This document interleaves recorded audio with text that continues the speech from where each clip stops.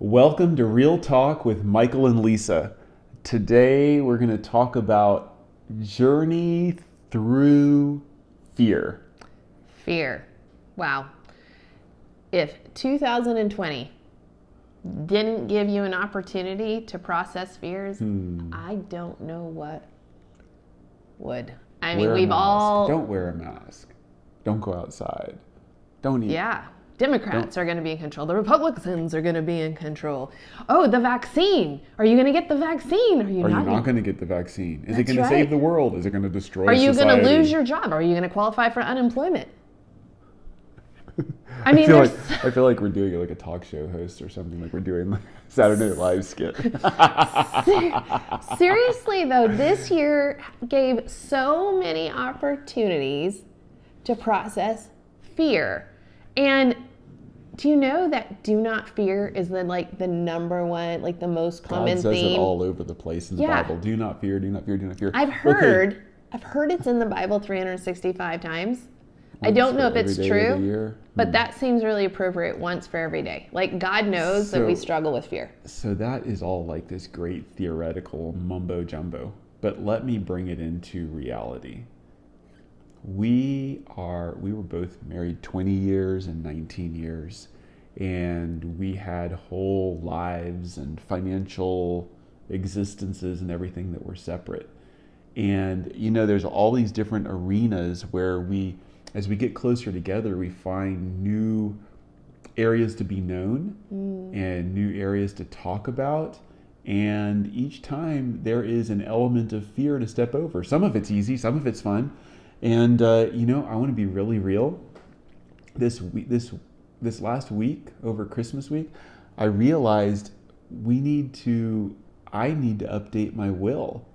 My will is still pre-marriage, where my kids go to my sister and not to Lisa. And I have a life insurance policy that goes to Lisa. And so it's like, well, wait, that doesn't work. Something has to change.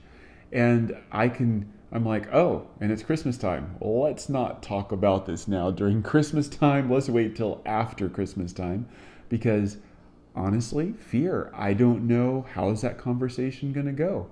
What's Lisa thinking? And we're not going to talk about that now, but I had to face real fear of, oh, well, I need to take care of this because I need to take care of my kids, and we need to make some heavy-duty decisions about future if something happens to me. Or both of us. Yeah, both when you talk through. Yeah.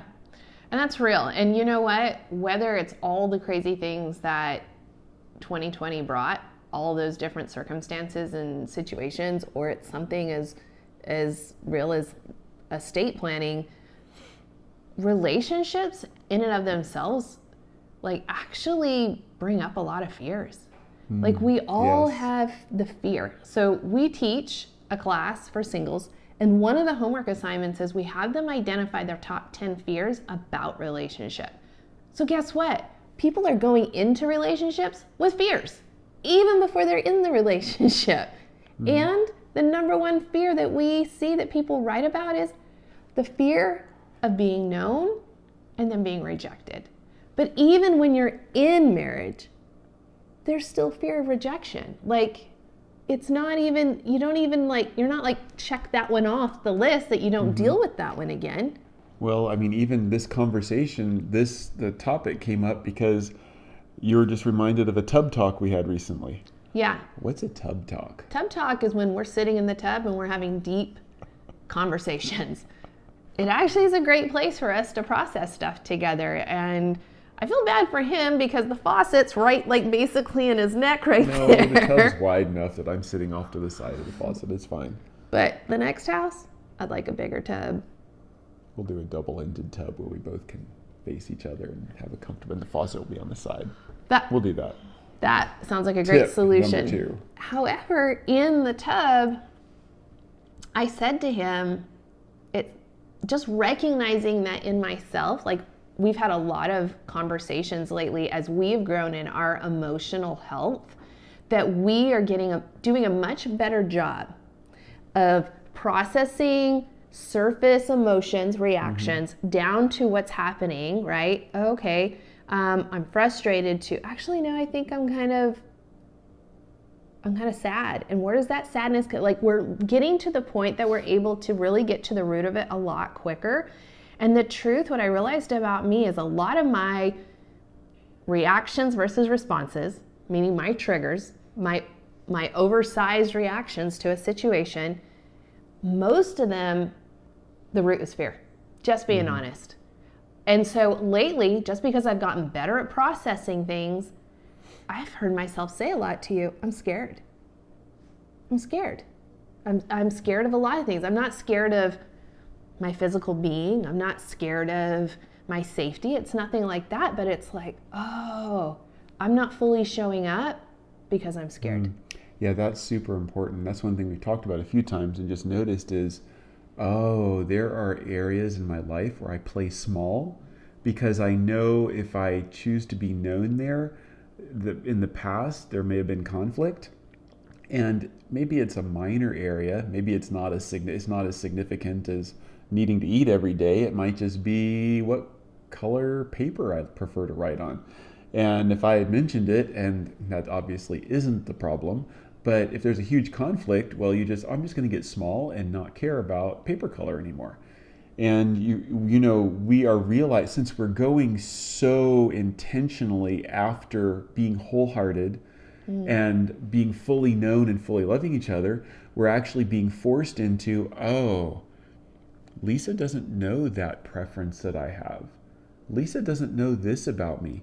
Even the will and the inherit and the life insurance and Lisa's will and Lisa has more assets. So there's that tension of how do we work with that? And there's going to be a beautiful resolution, but we don't have that resolution today.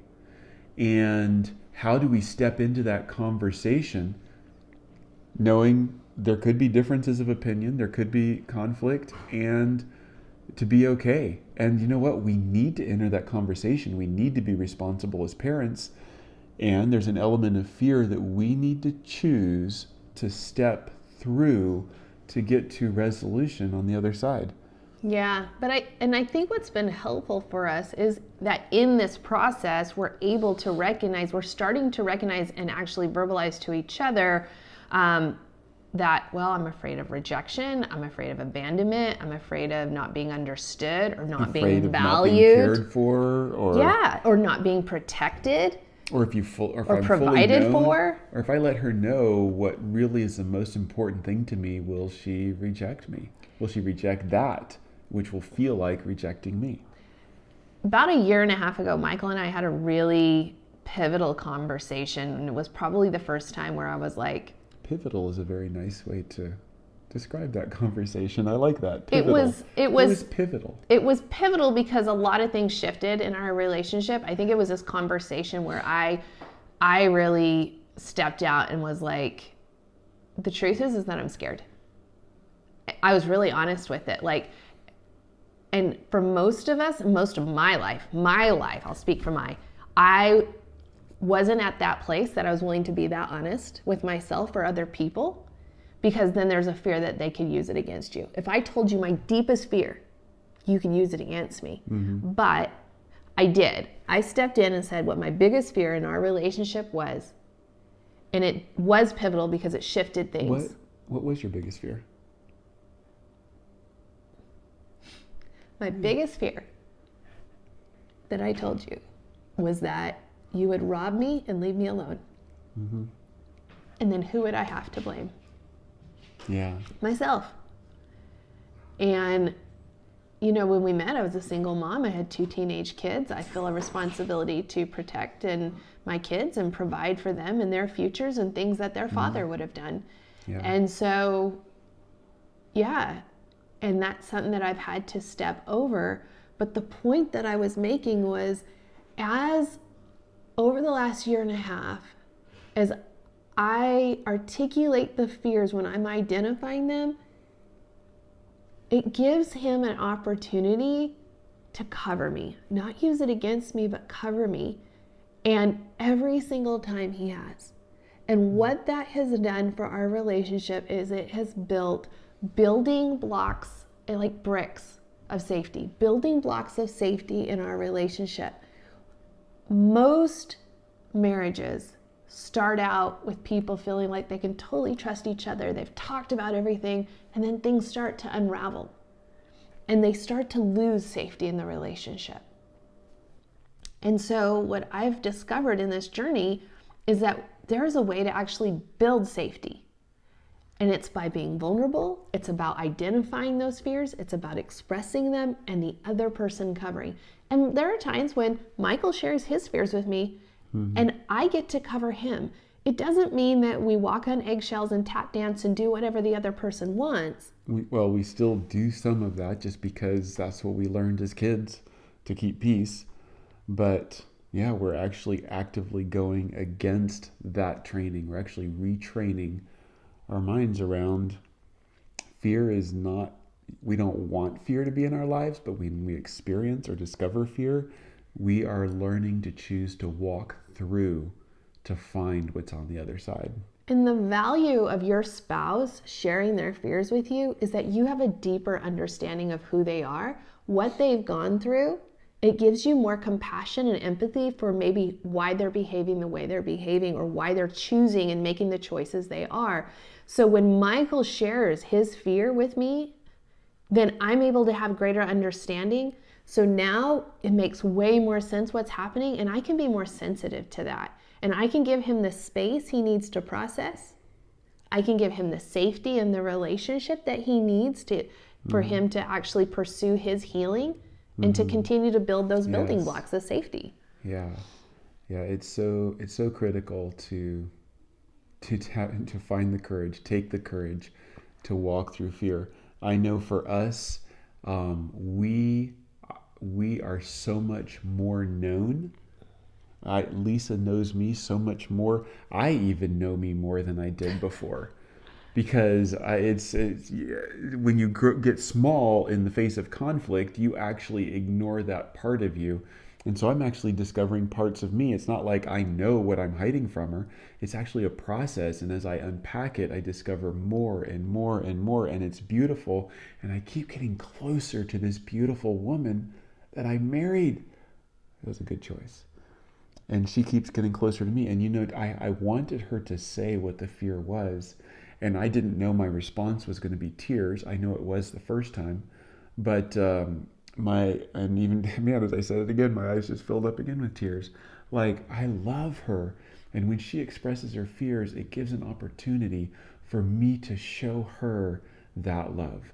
And when I express my fears, I get a chance to see in her eyes and see her compassion and tenderness towards me. And I just want to clarify, that's a real fear. It's real.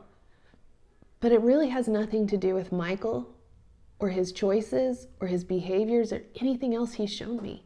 It has to do with my childhood. It has to do with my parents not providing for me, not protecting me. It has way more to do with that than it has anything to do with Michael. It's my fears. They're not based on Michael. And and the truth is, my parents were pretty wonderful, and I still took on fears because the devil's goal is to make sure we misperceive reality so that we create realities in our head that are not true, and that's where fear comes from. And I know whether your parents did a great job or a poor job, you still can take on those fears and you still have to walk through and overcome them. And basically, at the end of the day, you got to decide to not be a victim. You have to decide to be powerful. You have to decide to own your life and be responsible and walk forward. And it's not easy, and it is beautiful. It is. And if you're wondering how to do that, it's through honesty and transparency.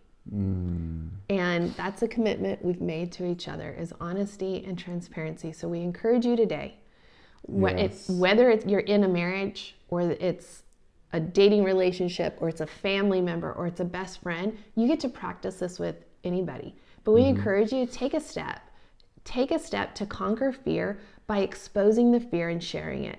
Be honest, be transparent, acknowledge it. And one of the things that we totally believe and we share with people is that when you expose what you expose dies. Those fears die. What fear that anything you bring into the light, fear, sin, shame, lies, any of those things you bring into the light, they die. Joy, peace, faith, love, all those things you bring them into the light, they thrive. Yes. So listen, we hope this encouraged you. If you have questions, certainly get in touch with us. But we hope you were encouraged by this. We hope you have a beautiful day. And we just want to bless you with the courage to walk through fear, because on the other side is the freedom and the connection you're looking for. And we'd love to hear testimonies. If you put these things into place over time and you've got beautiful testimonies, we'd love to hear them. Yes. Bless you.